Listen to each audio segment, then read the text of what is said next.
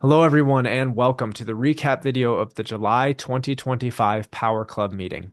If you don't know what the Power Club is a monthly support group and book club that I host for people who are dealing with CRPS and working to move towards remission, or as I like to call it, recovery.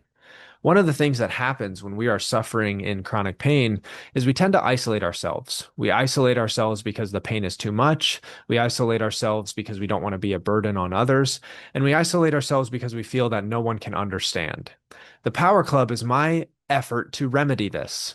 And I remedy this by bringing people together with common understanding. Someone like myself, who has not only been diagnosed with CRPS and overcome it, but has also gone on to become a doctor of physical therapy, therapeutic pain specialist, and fellow in pain science, helping people all around the world overcome their chronic pains. And then in our community, we have a variety of people dealing with pain at varying levels and are in varying places in their journeys from just starting out to getting out of pain completely. And we come together each month and we share knowledge and information and things that worked for us. And we also set goals with each other to work towards for the next month and the next month and the next month. And this is very important because pain and interpersonal relationships go hand in hand. And so having strong interpersonal relationships is associated with lower pain severity, better coping skills, and reduced disability in a number of studies. The Journal of Pain showed that individuals with a higher perception of social support have reported significantly lower levels of pain and depression. And then the biopsychosocial model of pain, which is now the gold standard in pain science, emphasizes that pain is shaped by biological, psychological, and social factors. So we can't ignore the social piece. So the Power Club is my effort to attend to that social piece. So if you are watching this and you have CRPS or any pain condition for that matter, and you feel alone, you feel like you've lost friendships, you feel like your family doesn't understand, the Power Club is something you can join for just $7 a month. And you can be a part of learning about different books, different methods to overcome pain, and just making new friends and connections within the group. So if you're watching this and that is something that interests you, down in the description below, I'm going to have a link to join the Power Club, and you can meet with us August 16th of next month at 2 p.m. US Central Time to go over the newest book for this month, The MindBody Prescription by Dr. John Sarno. This video that you're about to watch covers this book, When the Body Says No by Dr. Gabor Mate. And you'll see two of my clients talking about how this book impacted them and what they learned. So sit back, relax. If you're already in the Power Club, enjoy this recap. Hope to see you in the next one. And if you're thinking about joining, I hope that you learned something from this, and hopefully I will see you in the next one as well. All right, guys, take care.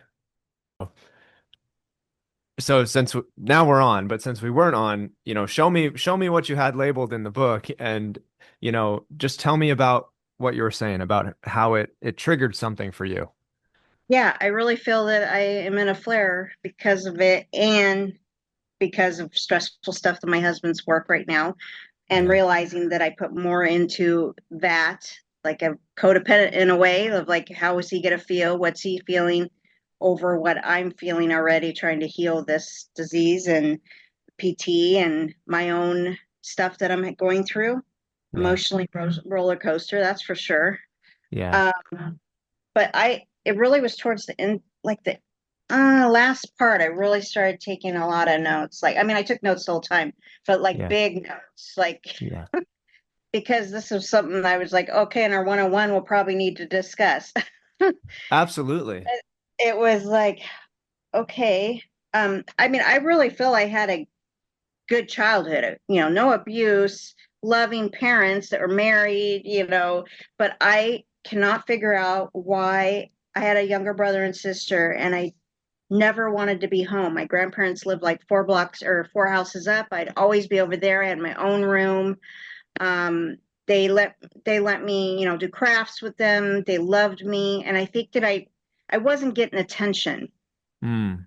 I Yeah. know my love language is quality time, and Yeah. I know it wasn't being met. Yeah. Uh, and so that just reading these things about how let me get to the point where it was like where it hit home of like how diseases can start is from childhood stuff, and it doesn't always have to be abuse. Mm-hmm.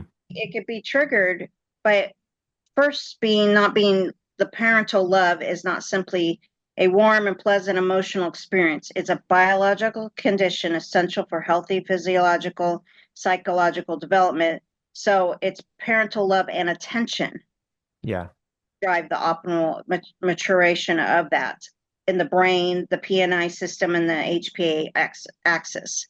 So, like Yeah. when you're forming all this, it's in your early childhood. And so, like, yeah, I got love in the sense that I never felt unloved. I never felt like I didn't get what I needed to, I ate, I got clothes. But I'm realizing because I didn't get that attention that I needed. My Yeah. sister from age 12 on was just a wreck. She stole my car with a friend and drove to up in the mountains and crashed it and almost totaled it just to go look for a boy. She had boobs at 9 and Mm. started a period before I did. She's 4 years younger. She's very mature. So here, I'm smaller breasted and she was bigger breasted, and she always wanted to do things I could do. It was just I didn't like her. Like Yeah. I didn't like that. I don't know why.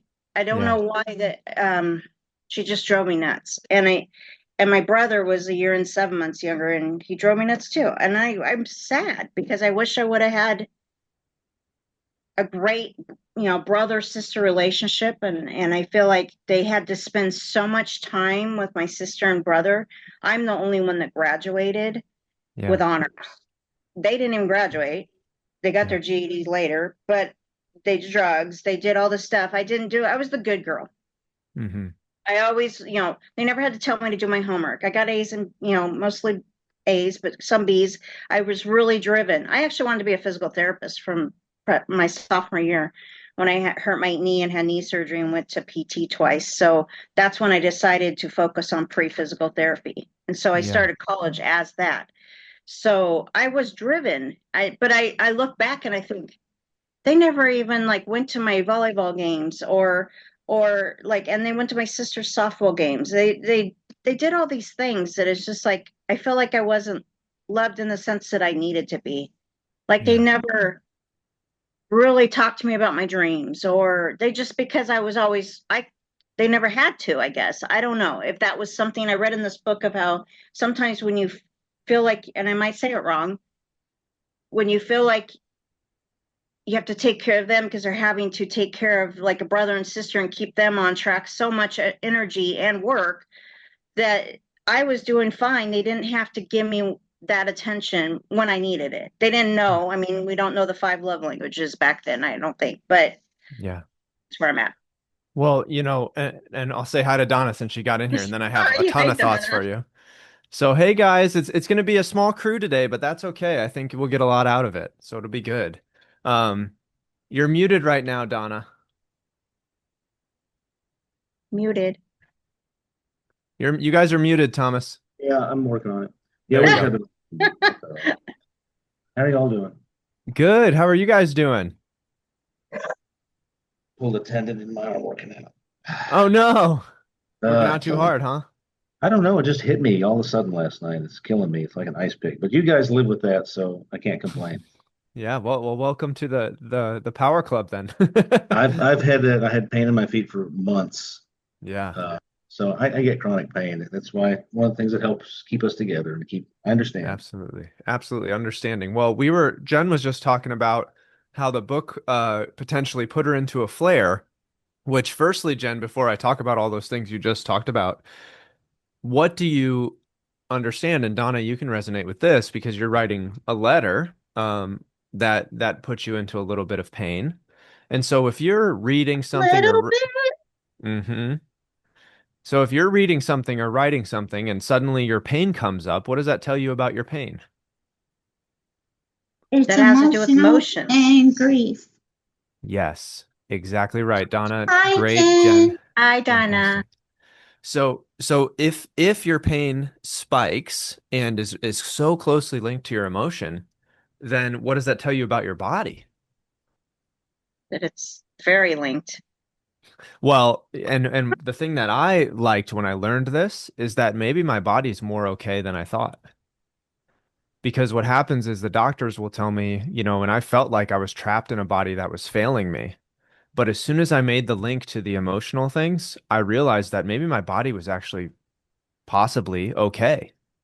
Yes, I had surgeries. Yes, I had injuries. Yes, I had things I needed to strengthen because I was in pain for so long, of course. But potentially, if I could sort out some of these emotional things, I could significantly reduce or even eliminate my pain. Hmm.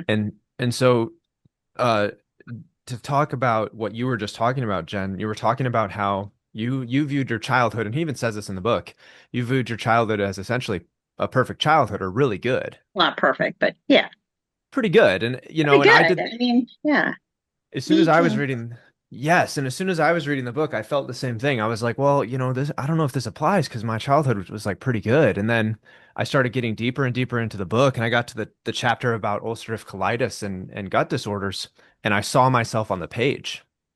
And he described the individual in that chapter as having this symptom of ulcerative colitis where he was, told to take sulfasalazine or a medication for the rest of his life and eat a Hmm. special diet. And it happened to coincide with a really stressful period in his life. And during that, what he did as a personality trait was he was a perfectionist of sorts. He was Yes. very driven. He was, OCD. Oh, I uh-huh. guess I And said driven. I guess the right word was what I said. yes, very, very driven, very organized, those kinds of things. And he Hmm. even described him down Yes. to the status of having an overbearing mother. And when I read all of that, I love my mom. She's tattooed on my arm. But I was like, wow, that's literally me on the page. And he has the same condition I was diagnosed with. Maybe there's more to this. And what I realized, Jen, and you're going to resonate with this, is that my childhood was great, but there were things in my childhood that caused underlying stress Hmm. and things that I repressed. And so when I was 12 years old, I was the oldest, besides my Me brother, too. but he was already out of the house. He was way older than me, my oldest brother. Okay. And so in the household, I was the oldest. I was 12, my brother was 9. And at 12 and 9, we turned into a foster to adopt family, which meant we took in foster kids and Oh, oh. we would home them for periods of time, and then if they were a good fit, we would adopt them. If not, they would go to another family and be there with them. And we adopted my sister, and what happened rapidly is I became the third adult. And so, in order to earn love or feel like I was worthy of love, I needed to sacrifice things, my own things, for kids that were less fortunate than me, which makes Yeah. total sense. But to a child's mind, to a 12-year-old's mind, It's not fair, that actually. that feels not fair. Yeah. And then what happens is in childhood, that serves as a method to obtain love. Okay. I sacrifice my own needs to be praised and feel worthy of love. That serves all the way up until I leave the house. And then what happens is that serves as instead of being a blessing, a great method to obtain love in the household, it becomes a curse. Because what happens then is I enter into relationships with people who have had a harder life than me and then completely sacrifice myself for them, hoping that they'll Yes. love me. And that pattern Double repeats. downs. And that pattern repeats, and eventually that goodism, that wanting to be a good person like I was as a kid, getting A's and B's and making my parents proud, and that perfectionism gets to such a point that my body, as the book says, my body finally says no. I've had enough. And in this book, it's talking about a variety of diseases like MS, like gut disorders, and even goes as far as cancer, Yes. and to say it plays a role. And, what's wild about this is my mother died of cancer, and my mother had the same personality as the type C personality, the cancer personality. And it was really hard for me to read that in the book that could potentially play a role, but I can't deny it that it was exactly my mom on the page. And there were Wow. more people in my life that appeared in that book with the same exact disorders and the same exact personalities as the people in the book. And so it became undeniable for me sitting in I was reading this while I was in physical therapy school. It became undeniable to me that I had been indoctrinated into an ideology of the medical field, and I had completely missed the emotional side of things. Yeah. And Motion. so for you, Jen, you were the oldest. Like you said, you had two younger siblings, right? Yes. And because you were such a good kid, because you were just on the right track, your parents, they might have thought, okay, she's made it easy for us. Let's focus on the troublesome bunch and let Jen do her thing. But and to parents that makes sense, but to a child's mind, that feels unfair. It feels like they aren't noticing me or nobody cares. And then when nobody cares about your needs, there's no reason to voice your needs. And then when you don't voice your needs, you hone in on everybody else's needs. And that is what the CRPS individuals do. We hone in on everybody else and we self-sacrifice. And that creates resentment. And then that resentment, in turn, usually becomes pain. Does that Can I resonate with you ask a guys? question? Like you Sure. developed CRPS just shorter in your life. Like you were what, 21, 20? Yeah, I was so to give you like a full background, you remember the timeline. So you Yeah, remember I know. I know. yeah, so I had the back pain following or before when my mom was diagnosed is when the back pain started. Yeah. Then I had the surgery after she died, the surgery after my brother died, and then I developed CRPS and I was that was 22, 23-ish. Yeah. But those are really major things to lose both mom and brother. That's Well, huge. well, I and the was just things curious. The thing I said is because I'm 53 and now, I was 52 when I developed it. And I have a lot, my timeline is huge of like, yeah. when I go through it, I'm like, there's so much trauma and things that have happened and physical stuff Yeah. throughout. I Well, mean, even since I was 3, like I went way back and I'm of abandonment of my real father. But then I had a father that raised me and it was wonderful. But why do I feel like, I had seizures till I was 7? Was that because I was abandoned and that I didn't want anything to do with him when he wanted to see me at 8? Like that's what my mom hmm said. I wouldn't give him the hmm time of day. hmm I shut him out and then he died at 14. I cried that day and that was it. Like hmm I like a loss. Then at 20, or actually 21, my son was a year. Um, I found out I had a half brother and sister that were 9 and 8. He had a whole other family. So I mean that's a whole lot of stuff. But I'm just saying that it's like I know the correlation when you do that thing is that it really maybe has correlation to all the major things that were pain or problems with my gut or things like that. I mean, it just, whoa, it's crazy. Yeah, And I and the personalities are kind of the same that have this, that can develop these diseases. That's what I think kind of scared me because my he has so much stress, internal stress, and I'm worried that he's a healthy 60-year-old, like no pain meds, nothing, like works out. That's his stress reliever. He does work out. But I'm worried after reading this book with that because everybody has cancer cells, but it's only things, the stressors and stuff that inside that can create the hormones or produce things that can produce cancer or other diseases. So for There's myself an and that, I don't want anything more. So that's just what like really was alarming. I think that's what kind of, and then really thinking about my childhood about the parental love and attention of I got the parental love, but not the attention part of it so much that I needed that's where I went into a pain flirt. So well, this, well, isn't well, it not just the stress, but how you deal with it? That's yes, important. and that's Thomas is right. Go on, Thomas.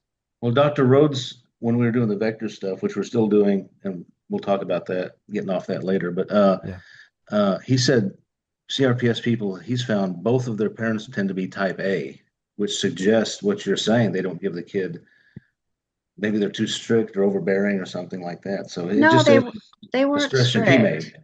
So it's Yeah. so here's the thing. It is how you handle the stress. And so what individuals who develop CRPS or other chronic pains or gut problems or chronic migraines, etc., um, what they tend to do is they tend to take and push down or suppress or avoid Mm-hmm. acknowledging how much stress they're under. Mm-hmm. They're people that just take on things. And so Right. your husband, he has a different personality than you, and Yeah. it sounds Totally. like he has Yeah. outlets. Yeah. He Um, does. and I also want to point out something, Jen. You told me that you had a pretty good childhood. You didn't mention your father abandoned you. Yeah. That's true. So that's what we do is we say, yeah, no, it was pretty good. I have another client that that told me, yeah, no, my childhood was pretty good.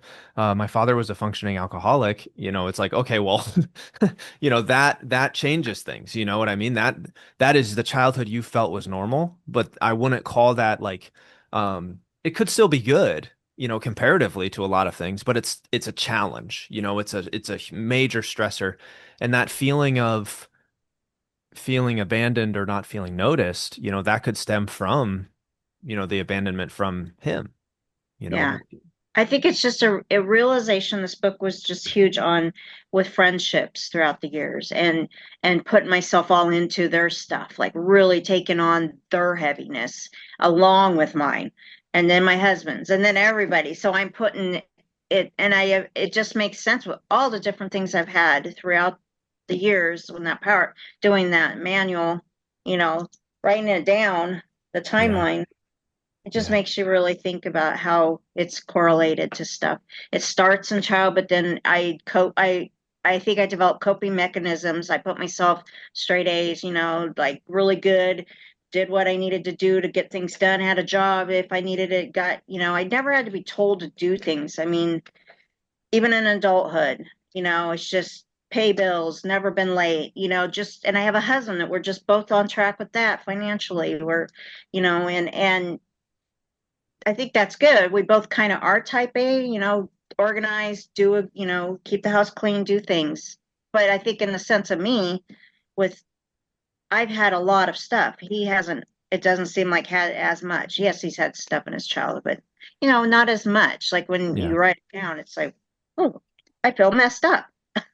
And well, yeah, and that's the wild thing is like, yeah, when you really look at it, you're like, yeah, wow, I have been through a lot. That's the beauty of the timeline exercise, right? It makes you realize like, whoa, especially in the years around CRPS, it was real bad. And then even before that, I was having back pains and neck pains and gut problems and a Right. twinge in my elbow here and there. Yeah. And we It So is discovered it just like something. sometimes you can go, because like I said, it was 52 last year when it happened, that it just so much kept happening, like big traumas, so throughout my 20s and 30s and 40s that it just gave out, that said so no more. so what's happening is you're looking at all of these traumas as leading up to CRPS. I would say that CRPS is just another one of the things, so like what I'm saying is like in your life when you had these aches and pains and gut problems and stuff and POTS, Donna, those kinds of diagnoses, when you Yes. those are all, and you're gonna learn this in the next book. Those are all basically the same thing. So And I have CR fibromyalgia triggered by a car accident 18 years ago. so So, so So yeah, I would look at that. So I wouldn't look at CRPS as like the buildup. I would look at CRPS oh, as another one of those syndromes that comes from this trauma. So for me, I developed back pain because I couldn't accept the reality of the fact that my mom was dying, right? Because she okay. was Yeah. diagnosed and I developed back pain. Okay. And after she passed, I also developed not only CRPS but chronic migraines and ulcerative colitis. Okay. And so all of these conditions are a consequence, and I look at a consequence of the stressors and traumatic experiences in our life. And I look at CRPS as the ultimate version of that. So if we get hit with back pain, if we get hit with neck pain, if we get hit with migraines and gut problems, and we aren't listening to this pain, because the pain is like a messenger of like, hey, you're destroying me. You've pushed Yeah. down this stuff so much. Then I think that's when CRPS comes and says, finally, like, hey, pay attention. You know, And you're I pushing just too much down. Go we ahead. just and I just realized something with Donna. We were trying to figure out what happened to the POTS, and just something in the book that said, "Oh, financial stress." I never thought she was under a huge amount of financial stress right during COVID. And I've read that Uh-huh. CRPS, fibromyalgia, POTS have just jumped since COVID. And they're trying to link it to the vaccine, but a lot of people haven't had it and they're getting POTS. So Well, got to be financial stress. I mean, it has to be. Well, It's think of something. it this not only financial Something. stress of COVID, but think of the just the stress in general. After COVID, the amount of kids that I saw in the chronic pain clinic at Texas Children's was astonishing. And the reason was because those kids were ripped from their social life. Yep. They were scared, depending on how their parents viewed. Isolation. Yep, depending on how their parents viewed the condition, they were scared, probably scared to death. because kids respond to their parents' attitude and behavior. Oh, They were, yeah. yeah, they were isolated. Then some kids didn't even go back to school to see their friends after became like okay to go back. And, some of these kids that ended up in the pain clinic, they had been isolated for 3 or 4 years Oh, because the parents wouldn't send them back to school. oh my And, and, gosh. and so, this is something that not only the financial stress, of course, but also the isolation, being in the house, the worry about health. A lot of us with CRPS tend to be hyper vigilant just in general. And so all of that compounds. And you're exactly right, Thomas. Maybe the financial stress of that plus the isolation led to POTS at symptoms. So these conditions, as I mentioned before, I see them as alphabet syndromes. Okay. And myalgia falls into that because AMPS is renamed fibromyalgia in the pediatric population, AMPS. So that's an acronym, Amplified Musculoskeletal Pain Syndrome. And Oh, fibromyalgia is basically that. And then you have CRPS, complex regional pain syndrome. You have POTS. You have MCAS is starting to show up in groups now. You have PANS, PANDAS. You have all these different FND. You have all these different conditions that are just letters of the alphabet. Okay. And that's why I call them alphabet syndromes because they are all a consequence of the same thing. They are a consequence of us being self-sacrificial and our body speaking our emotions for us. so can I ask the question? If like I'm in your course and I'm in PT, 14 months and I'm reading the books and doing watching all the videos and I'm going to do one-on-one, is do you think that eventually I will actually heal from fibromyalgia too? Yeah, I see no reason why you wouldn't be able to be out of pain.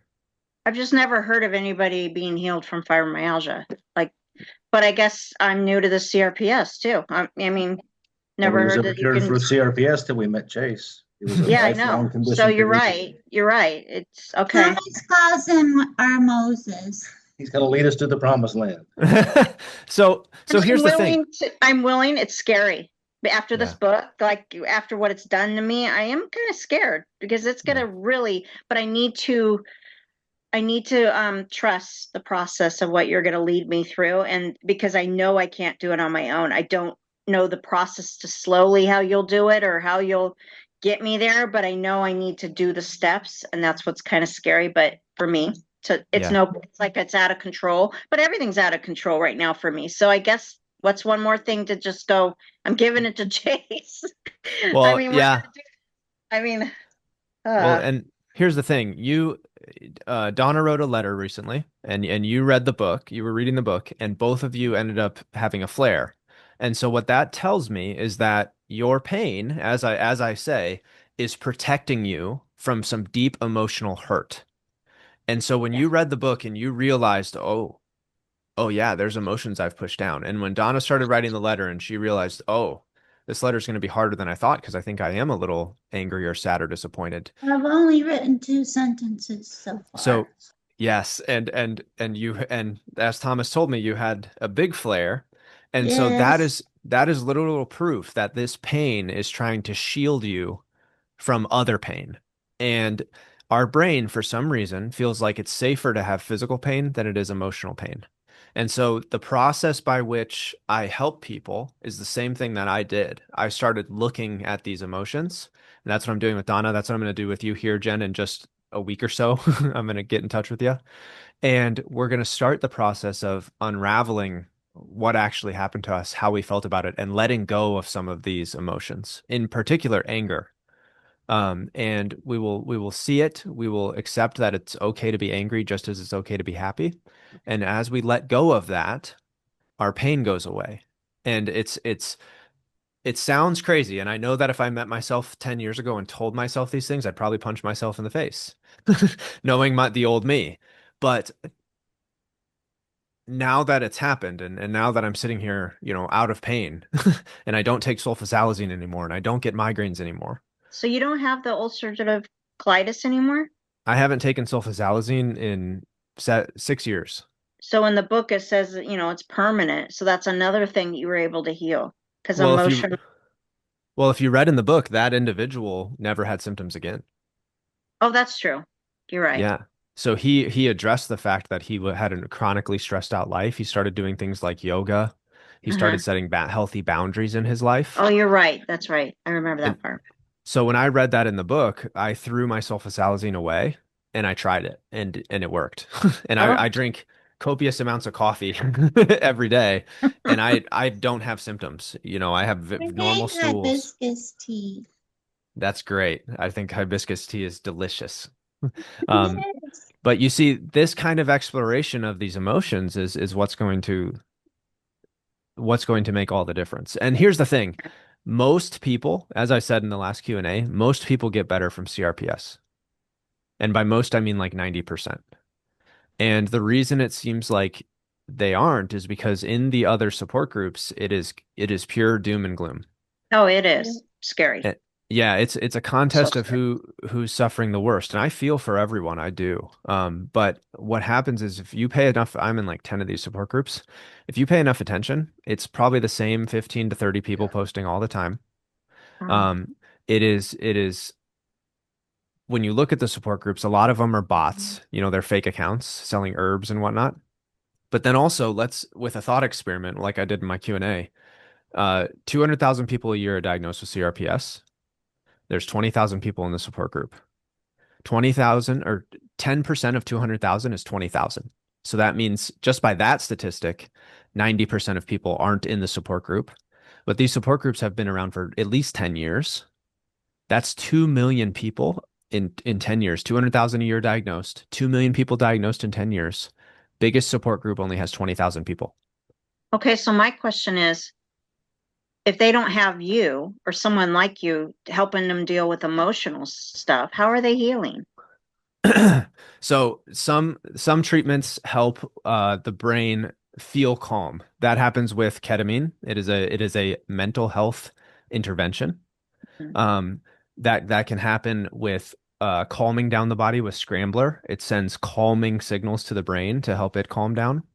That can happen for some people, but I will tell you if the pain goes away without actually exploring the mental and emotional side of things, another syndrome will take its place. So if you get out of pain from CRPS, like I did, you might develop chronic migraines, like I did. And if those chronic migraines go away and you still have this emotional baggage, you might develop ulcerative colitis, like I did. And so exploring the emotional side, that is where the true healing happens. That is where you realize you're not afraid of the pain coming back because you understand yourself and your feelings. Hmm. And you don't let the feelings of others dictate your life anymore. I've You seen know. that in groups before I got out of them. As physical therapy helped a lot of people, but then they'd always have flare-ups. They had to be very careful. Paula Abdul could go back to dancing. She's the poster child for RDS, right? Yeah. Got kicked off of a show and all that, but she had flare-ups after that. So again, it's a patch, and it definitely helps. It makes you stronger, but like you said, that's not the root. So Yes. Yeah. If you don't look at the emotions and the stressors and change your environment, it won't fix it. So for example, my brother was an alcoholic. He got sent off to a rehab facility and he got better. He didn't really need the alcohol. He was feeling good. He was happy. We were all excited. Then he came back home and then he started drinking again. Oh And no. s- and so what I'm telling you is that his environment and the way he was living his life in that environment, the people he was around, the stress he was under, that was creating the need for the alcohol. And I think it's similar to for CRPS, the environment, the things we've been through, the stuff that we're around in the day to day, the stress we're under in the day to day, even low grade, that creates the need for pain. And I know that sounds really crazy because it's like, well, I can choose to get a drink. I can't choose if my body hurts. Totally understand that. But pain is a utility right now. And I even have clients who overcame their alcoholism and then developed CRPS. And I think there's a purpose that the pain is serving, and understanding the purpose is what helps you understand how to eliminate it. And so what I mean by that is the pain is a protector from these repressed emotions. And I'm not the only one to say that. I'm going to grab this. Hold on. Hey, Jen. Hey, Um, so I don't know if you've done your timeline yet, but I have, yeah. Thomas, he helped me do an outline. I showed it on our last Q&A, number 9. Yeah, I did that a long time ago. That's where the aha of like, I've had so much. My timeline is like 5 pages. Yeah. And I'm like, why is it so much? That's a lot. Well, and So my first, we started the one-on-one. We're about to do number 5, I think. So my first letter was to my mama, and she's in heaven. And that was hard, but I got through it, and it was beautiful. This one I'm doing right now is to my daughter, and she's still here on Earth, but we haven't spoken in like 4 years. 4 years. I went through that with my son for almost 4 years. I didn't know if he's alive, what he was doing. His dad wouldn't give me his new phone number. It was just horrible. It's horrible when you only have one child, and he was young. He was like 23 or something like that, 22. So But yeah, now we have like kind of because I have grandkids, he's 33 now. He's starting to want some kind of relationship, but it's really hard for me because he's hurt me a lot. Mother's Day, nothing, like no call, no text. I mean, I'm like, geez, you can't even shoot me a text. I mean, so I get it. It's really hurtful. So that's probably so right the that. blessing is my son Ryan is actually living with us right now, and he's the biggest heart, sweetest person, and we're super close. So it's like 2 different relationships. But we had a ray of hope when the last one. Carol, who went through your 16 weeks, she says, Donna, you're where I was 4 months ago. Just stick with it. And I think that's the most encouraging thing I've ever heard. Yeah. Wow. Okay. Stay with it. Stay with it. Yes. yeah, it's going to Donna's right. The letter writing is something that we will do. Maybe one to your son even. Yeah. The letters aren't sent. It just helps Yeah. us look at this emotion. Yeah. And Yes. I want to point out something you said, Jen, when you were referring to your son and some of the things that have happened. What did you say? It Hurt. Deep. Uh-huh. Hurt. And Everything what else? hurts me deep. That's the problem. I'm realizing I'm like this wounded bird walking around. Like friends hurt me. I mean, I've had some lost friendships, even over the CRPS, they just disappear. And I'm like, the hurt. I'm like, Dad, I got to learn how to not be hurt so much. This is horrible. So your body is showing you that hurt in a physical form. In the same way the people in this book in particular he had phrases like buried alive, Right. For people who got certain conditions. That is what's Right. happening. I believe that is why a lot of people end up with sciatica, because we have that phrase, pain in my and that's where the sciatica pain is. It's underneath your wallet.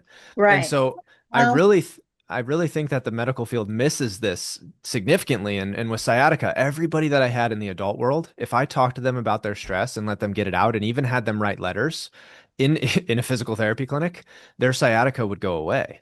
Oh my gosh. And so starting to understand and accept the pain that you've really felt and really start to sort through it, writing letters to individuals who have hurt you or individuals you miss, it makes a huge difference. And sorting through the anger, and that's where this next book comes in. So I want to show it to you. I'm not the only one to say this, okay? So Gabor, of course, is someone who talks about these concepts, but this book, which is our next book, okay? And then if you've read it, I have another option. So people who are watching this back, this book, the MindBody Prescription, yep, you've got it. Have you started? No. Okay, good luck. So this thank book, you. Am I going to be in a flare the whole month I read it? I think it'll be eye-opening. I'll tell you that much.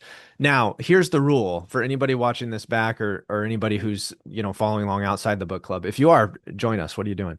But anyways, this is the book, and you have to make it to through chapter 5 before you throw it against the wall. That's the rule. Oh my God.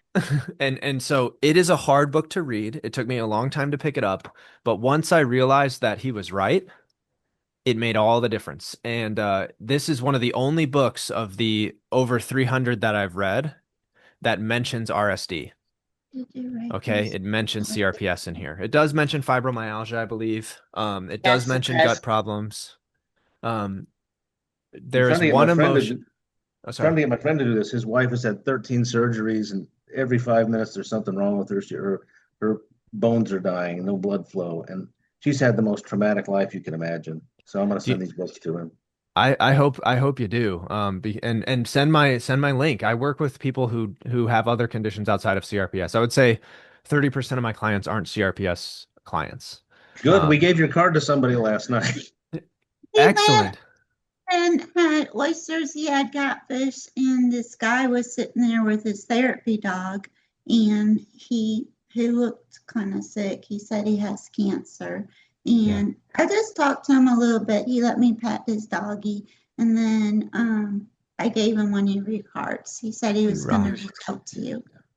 I don't know if you guys noticed this, but I want to point this out. And I know you're only two sentences into this letter, Donna, but this visit today, I think is one of the times where I see you a bit more present. And what I mean by that is you're forming words and sentences a lot easier. You seem to be holding like your train of thought really well, and it's really encouraging to see that, Donna. Do you notice that? No, I noticed you're more calm. Yeah. Yeah. Like, sometimes. well, I mean, But if I write another sentence on my letter, I'm not going to be calm. It's loud. Yeah. I noticed that, but I'll tell you what, if we were to go back a few weeks to the beginning of Power Club and we were to mention you know the person you're writing the letter to, I bet we would have had to wait a lot longer for you to be able to continue speaking because of the Yeah. emotion behind it. And so Yes. the yeah. reason I'm saying that and bringing that up to you is because I want to encourage you that I think we're processing some of this stuff little by little, but it really makes me happy to see. Thank you. And if And you Yeah, thank you, Chase. and if you come of up with a course. course on how to not feel things so deeply, we'll buy it. Well, You here's figure the that out. thing. I Here's the know. thing. Yeah, if It's you figure that out, let us know. well, it's here's the thing. It's okay to feel very deeply. That's what makes music so enjoyable for us. What's makes us creative people. That's what makes movies uh so captivating for us. But the thing is, the feeling the things is not the problem. It's how we take on the emotions of others that is the problem. So, Yes. when I think of things like this, I think of, your brother, Donna, you have worry about him and about his relationship with the Lord and with spirituality. And Yes. that worry is like some people might just worry, but other people, especially us who feel very deeply like you do, Donna, we worry to the point that it hurts us, physically harms Yes. us. And so, feeling very deeply and wishing he can find a relationship with the Lord is great, but taking it on so much that our self-value is defined by if he connects with God or not, that is the burden of people who develop CRPS and chronic illness is we are the best types of people, in my opinion. I might be biased. Cut from the very best cloth is what one of my mentors used to say. Um, Amen. but sometimes that makes us, we feel so deeply that it pains us, it hurts us. And so, You're victims Vulnerable. of your own. You're victims of your own cloth. yes, exactly. Yes, exactly. We're victim of our own gift, essentially. You can be out in public and we can tell we're so empathetic. We can see when someone's having a bad day. And you know what? We Yeah. might even ask, "Hey, are you okay? Hey, do you need a hug?" And that's fantastic. The world needs us. Well, that's been But like my thing with the All the fibromyalgia. time. Even when I'm out and about, I want to smile. That's like my signature on emails, everything, yeah, and cards, a smile, Jennifer, like, and when I was reading in this book of that, being positive, always trying to be positive, and all these memes on Facebook, I'm trying to just lift people up. It's lifting me up too, but I'm trying to lift like friends I know might be going through stuff. It's like almost to the extreme, like it's smiling all the time. And when it says that it is okay, it actually is, you need to be negative.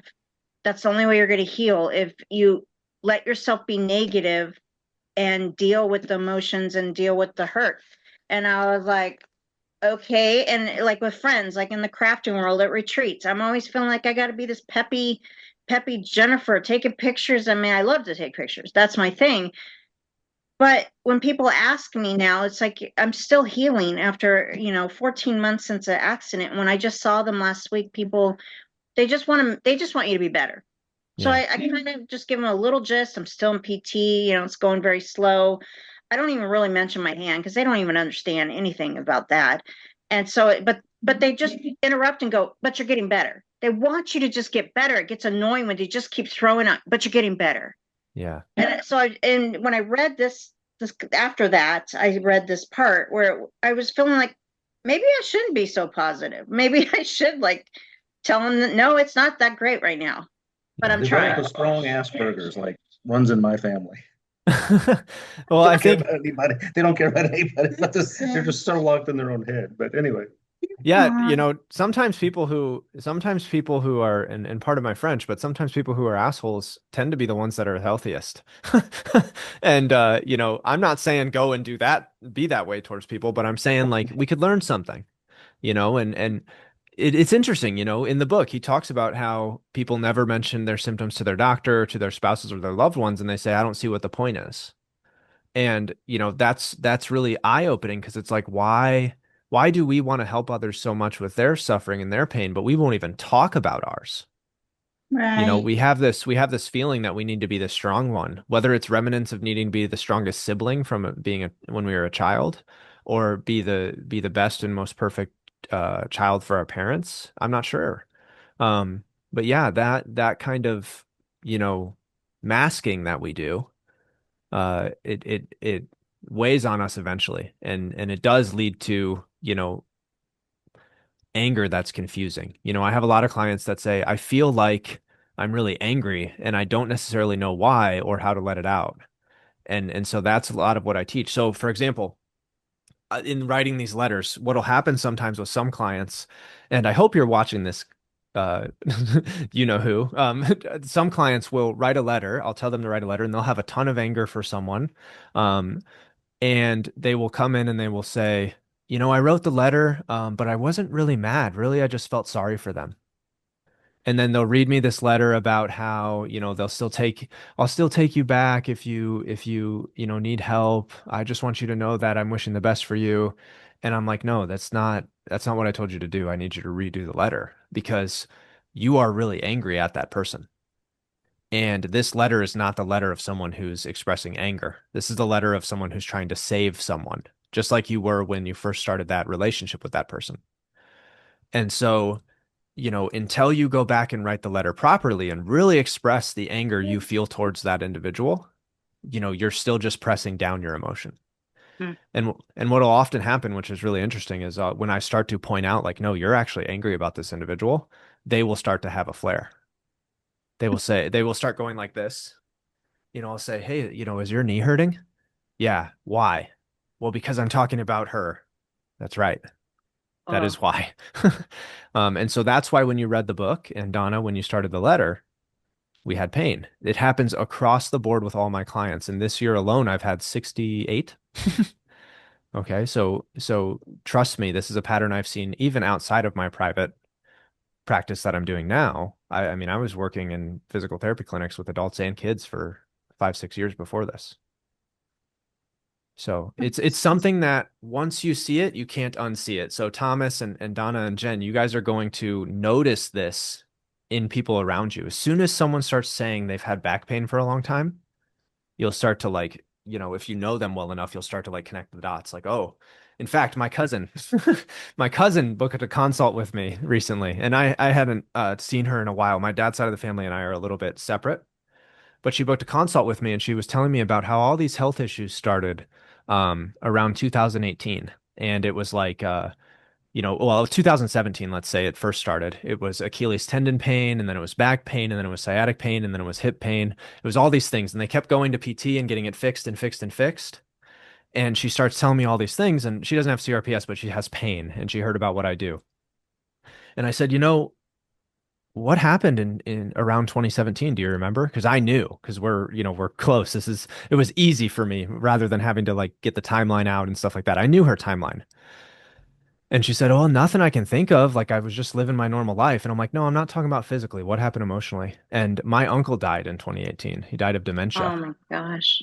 and that was her dad, you know? Mm. And so she had that, and then she had the stress of one of her kids is having a lot of kids. And so she's taking on the role of grandma for like 5 kids, one a year basically popping out. And that's Oh exciting, but my it's also goodness. very stressful.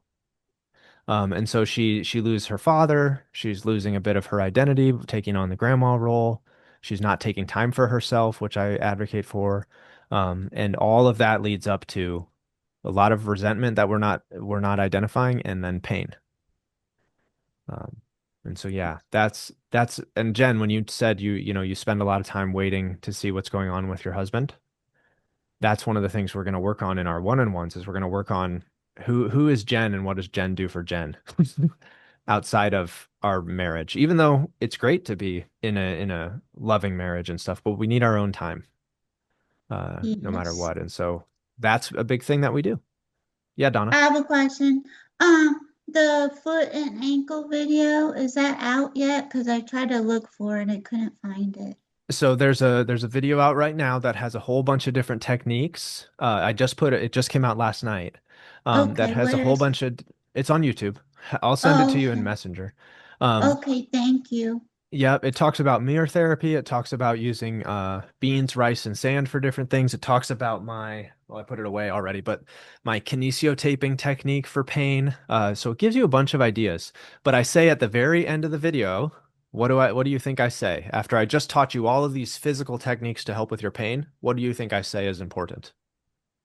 Deal with your emotions. Yes, at the very end of the video, I say these physical things are great, but until you look at the underlying issues, which is mentioned in my other videos, and if you're in my online course in Module 7, Emotions and Trauma, um, you I'm know, not there yet. yeah, you're not, and Not out and that there. and that's purposeful because in the course, it basically goes, look at your life, realize you can get better, understand an overloaded nervous system, recognize how the words that have been said to you are damaging you, nocebo effect. Right. Realize that your structures are fine. Structure doesn't matter. That's module 6. And then module 7, trauma and emotions. That's where we make the full connection, full circle connection. And then Yeah. module 8, breaking free. I Um, haven't done module 8 yet because now I have 3 more books to read. But that's okay. I know I've been behind. I'm like, I'm not a big reader, so this book was a lot for me to read. so I get the remember, audio books. That way I can do my exercises while I'm listening to it. Well, I wish I could do that, but I need to highlight and take notes. That's how I yeah. learn. Well, Oh, remember wow. these I need to make a better job of saying this in the course, but the books in there are recommended, not required. Okay, so if you're in the book club, the books we're reading here, some of them are in the course as well. So don't worry so much about the course books. Just focus on the book club books for now. And Yeah, then and the desensitization, how you say it? That's close. That is I the that's need to right. hardest You watch. word to say, Donna. I know. I can't say it either. I mess it up too. Ah. I want to watch those ones and also about the sand. Oh We yeah, The that's had what a I sand. started out at PT like 14 months ago. no, The we had a sand ceremony at our Oh, wedding you're talking different sand. because he put sand in his pocket. That's a long story. We'll talk about Oh, okay. it. We Well, mix I'm white gonna sand and lily white sand is what it was. I So, like Oh, that. Well, that It's maybe fun. that's pleasant. That's a pleasant memory with sand. But a lot of people, with PT, when they do desensitization, the PTs don't understand why a lot of times, and it can end up being really painful. And so it actually happened to me. I posted my desensitization video in a couple of Facebook groups, and they banned me. And yeah. they banned me because they said desensitization was really traumatic for them. And I was like, wow, I'm really sorry to hear that. Just watch my video. You'll notice it's not the same. And two of the groups unbanned me, but one of the groups still has me banned. um, jeez. but You rebel. You're right. banned. It just I know. means you're doing something right. To be honest, you're rattling the right cages. Yeah, and it's funny because mirror therapy was invented by V.S. Ramachandran. And he said he was a neuroscientist, and his motto was, if the entire medical community is going in one direction, figure out what that is so you can go in the opposite. Wow. And Yeah. Yes. I very much resonate and believe that, you know, he's a pioneer for helping pain like phantom limb pain and stuff. And so I very much see that, you know, I see the entire medical field focusing on medication, spinal cord stimulators, you know, nerve blocks, all these Yes. intense I had 4 interventions. nerve blocks. Well, They didn't work. followers And never lead the pack. that's right. That's exactly right. And you know, the thing that I always circle back to is whenever I feel doubt about myself, I circle back to the fact that I have no pain. I Yeah. have no pain. And a lot of my clients as well. And you know, the world record holder for the plank is someone who was diagnosed with CRPS. Wow. He held the plank for 9 hours and he had CRPS in his left arm. So, you know, this condition is not what the world is, or at least these sects of the internet are telling you. This condition can get better. And I say that with confidence and because I'd lived it, you know, so Right. yeah. Right. I worked up to Well, 90 seconds for a while.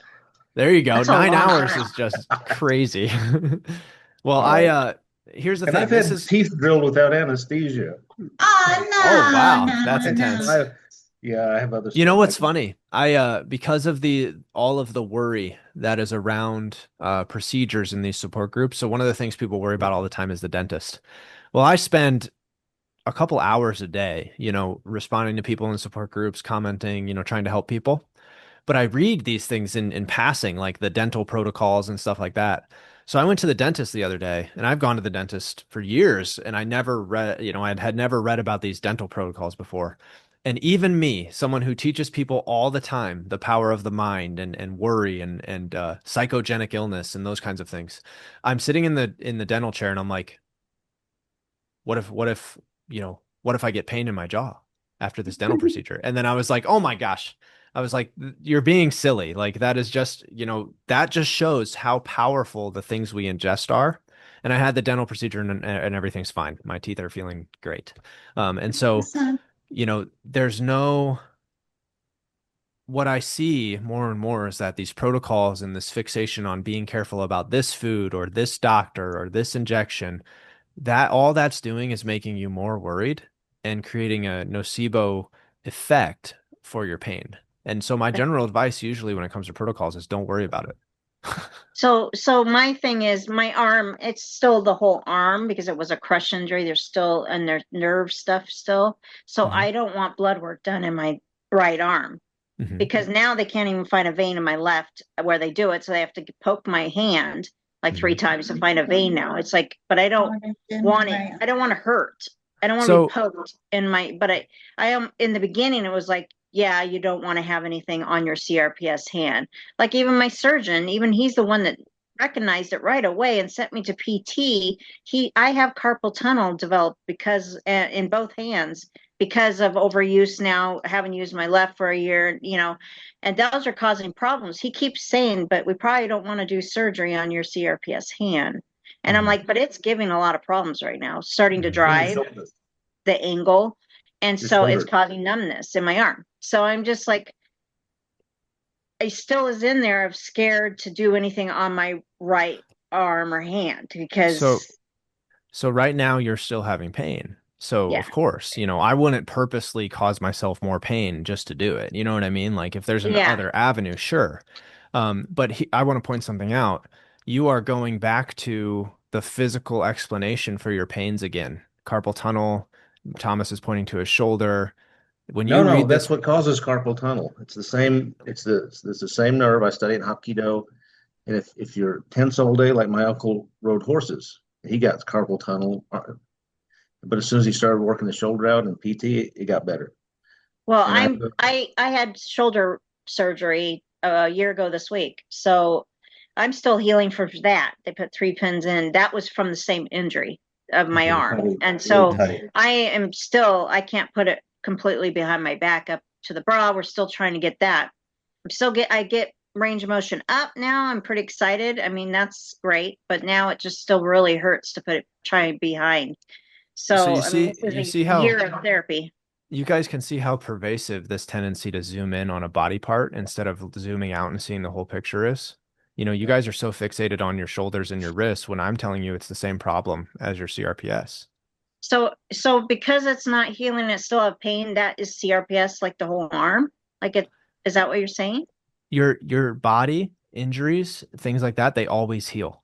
They always heal. And Yeah, usually it's within 4 to 16 weeks. So right. if you've Well, I had know pain, that I probably it's healed. I mean, the yeah, pins are healed. I'm not gonna hurt it unless I fell really hard or something. But I mean, I still have pain when I do certain trying to get the stretch to be able to put it behind my head. That is so painful right now. mhm, Going in the doorway corner to try and stretch the pec front. I I don't know why it's so painful right now. mhm. Maybe it's heightened more because I'm reading the book or something. I don't know. That's our When next you step. when you read this book, it'll make sense and you will stop fixating so much on these physical things. I would have loved to examine your horse riding uncle's life, Thomas. I would have loved to examine what was going on around the time your shoulder pain started, Jen. Well, You know, the shoulder was it was an accident, the crush injury. So I was twisting and it tore a lot of stuff and so yeah, rotator you can cuffs. have so you can have That was traumatic, yeah, you can have traumatic things that happen that lead to that, of course. yeah, That's fine, but the lingering pain afterwards, after the tissues have healed, that's where we have to start to look at the deeper that's things like the we issue. are. There's a expression in the fighting world: pain is just fear leaving the body, because it's always worse than you think it's going to be. You think That's it's true. going to be so bad, but once you get in there, it's not so bad. Yeah, that's true. There's And that's have actually you? in Buddhism, the story of the two arrows. Yeah, That's another thing. And then in Christianity, as he thinketh, so he is, or so he shall. So as he continues to think, so he shall remain. yeah. Same thing. Your perception of what is happening and your fear around it really dictates your pain. So But you had it that's in the great. dentist chair just the other day, so I did. And we're all, and that's the thing. We're all susceptible to this worry, and the things that we ingest can do that. And, you know, I laughed at myself because I was like, man, the mind is so trainable. It's just wild. Can And I ask so something like on those Facebook groups? Like yeah. right in the beginning, like I hadn't even found you yet, and that's I found one real Facebook group, I thought, and that's where it was so scary. But I had already like immediately Googled once I was diagnosed, and I printed off 65 pages of like it can affect your teeth, your gut, everything. And I was just like, oh my God, and it's forever. And I'm like, I can't believe this. This is horrible. But the Facebook groups, where I'd read and they were so scary, but the one that really got me was the teeth. Hmm. There was a whole like 65, somebody posted how many teeth you have left or something, or, I'm losing teeth. And that the teeth are the last thing that I feel are good on me, like that aren't like got problems. And I'm like, I'm going to lose my teeth. And so I even told my PT, and thank God he told me, I think you need to get off that for now and just focus Yes. and it was the best advice. And so I would snooze it, and then it would come back 30 days later, and I would see stuff, and then I'd snooze it again. But that's how I found you, thank God, in December. True. So luckily, I only went August to December without knowing there's something out there and hope. Different. But Well, yeah, and that's the thing is you will Google, and a lot of times when you Google, you will find a nonprofit organization organized by people who are still in pain.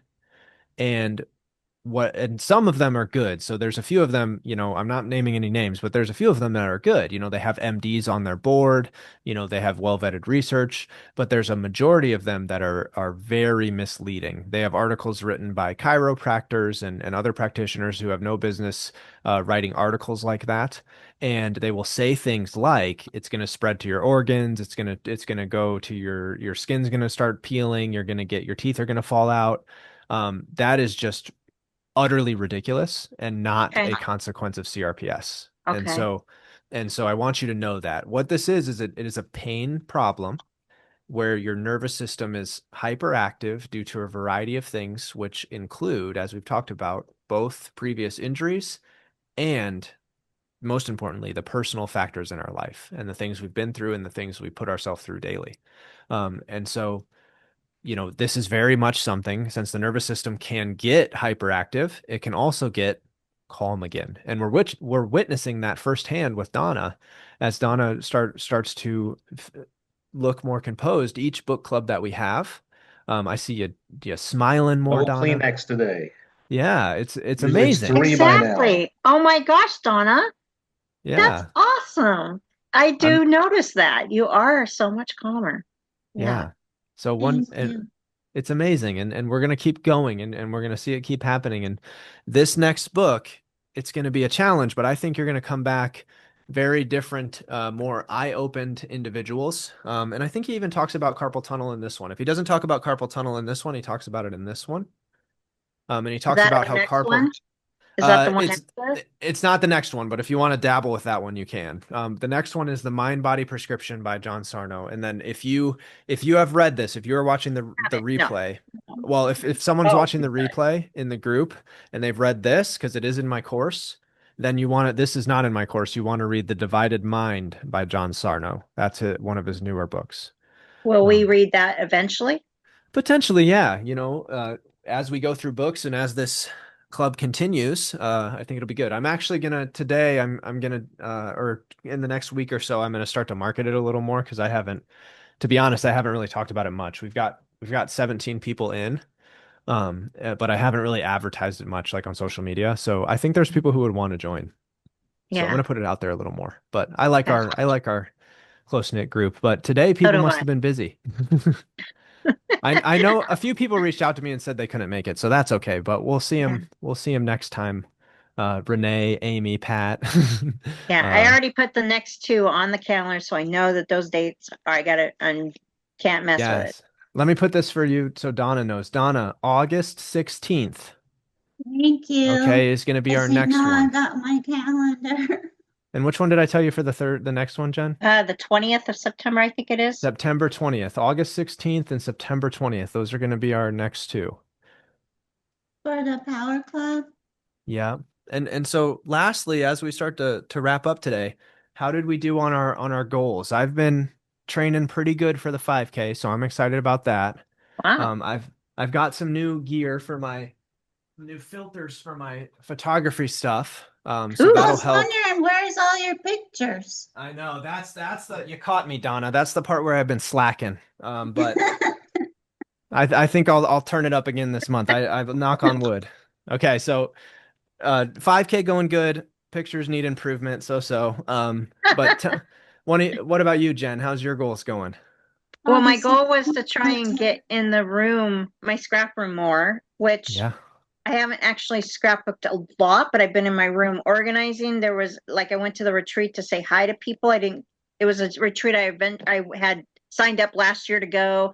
Still, and it was waited till the last minute, and then I had to cancel. I'm like, I just really can't do a 4 day by myself. It's too Yeah. much because they Yeah. stay at the hotel, the whole thing. So I went and visited for like an hour, but they also have a table where you can bring craft stuff that you don't want, and you can take what you want. Oh, and Like like an people. exchange. So I went through and I actually had spent hours picking out paper that I no longer will use or want and stickers and so hours. So that was good. I mean, I was doing something in here and I got to give that and I got a few things back. So that was kind of cool. I did get to meet with Pat. We didn't scrap, but we talked for 2 hours, just catching up, like Yeah. learning more about each other. We are Yeah. scheduled in 2 weeks to actually try and scrapbook. So I had Nice. trouble figuring out the face time. My iPad wasn't connecting with my contacts. And so I had to just use my phone. So it was like, Yeah. okay, that took more Yeah. time anyway to try and figure that out. But I think I got Sure. it now. We should be able to do it. Good. I'm awesome. excited for you guys. That's really cool. And So I would say that, and I have a friend coming tomorrow to scrap. So I am going to scrap tomorrow. So I am perfect. excited. Yeah.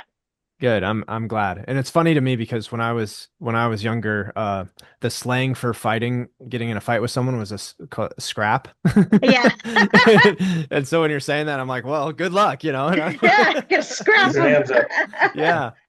So, Chase, on Yeah. August 16th is the next Power Club Zoom. Yep.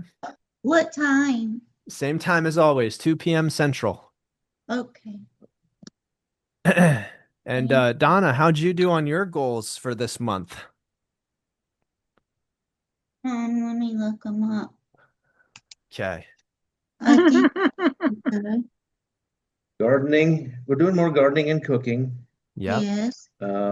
Strengthening your muscles. You moved up in weight. That's good. Yes. Walk up and down the stairs. We need to go swimming. You swim, you're a very good swimmer. I scoot up and down on my butt on the stairs. I wanted to ask about exercise Wait, what? Wait. later.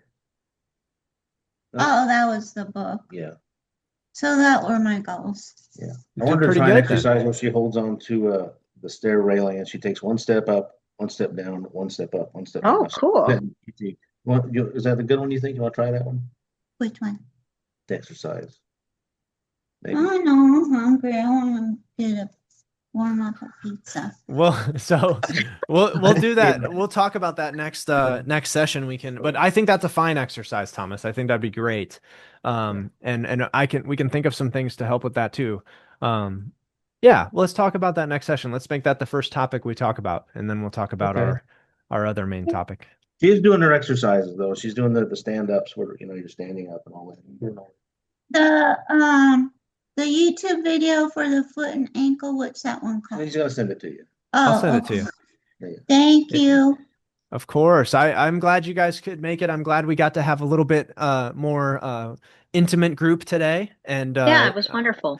I'll be really excited to see you next time. And Jen, I'm gonna we'll set up a time to discuss how we can get you scheduled here. Probably right now, technically I'm on vacation from Thursday to Wednesday. But Awesome. I couldn't miss Power Club. So I will I'll set up a time, later this week. I'll get in touch with you and we'll figure out how to get you started, okay? Okay. Okay. And his birthday is on the 27th. Oh, Thomas's birthday, yeah. Oh, happy birthday. Yeah. They're gonna be 29 again. Yeah. They're going to quite the cool place too, in Texas. So I saw some awesome pictures. So I'm really excited you guys send me some photos of your good time. We will. It's beautiful. Yeah. Yeah. It's very Well, naturey, like a big atrium, very naturey. Because it's gonna be 105. Oh, yeah. But it's all indoors. It's wonderful. It's wonderful. Yeah. It's Yeah. quite cool. Okay, guys. Well, you have a great rest of your day, and I will plan to see, both of you actually pretty soon. So we'll set it up, and Okay. thank you guys for your honesty and vulnerability, and I'm sure it'll be well received. Thank hope you, so. guys. And please have a restful vacation. Yes. Thank you so much, Yes, guys. Thank you so definitely. much. All Thank right. you, I'll Chase. see. Absolutely. Nice I'll to see you guys meet you, soon. Jen. All right. Thank you. Nice. Bye, Donna. Bye-bye, Bye, guys. Jen.